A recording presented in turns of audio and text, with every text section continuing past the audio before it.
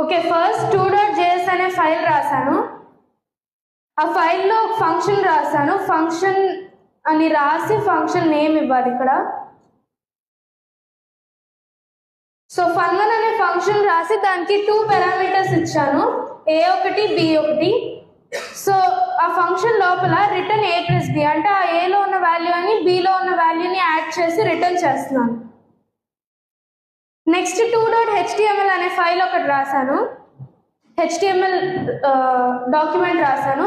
So ఇందులో basic HTML code అంతా రాసేసి నెక్స్ట్ హెడ్ ట్యాగ్లో స్క్రిప్ట్ అనే ట్యాగ్ యూజ్ చేసి 2.js అనే ఫైల్ ఉంది కదా దాన్ని ఇక్కడికి ఇంపోర్ట్ చేసినట్టు స్క్రిప్ట్ ట్యాగ్ యూజ్ చేసి రాశాను. src అనే అట్రిబ్యూట్ యూజ్ చేసి 2.js అనే ఫైల్ని నేను ఈ ప్రోగ్రాంలోకి ఇంపోర్ట్ చేసుకున్నట్టు.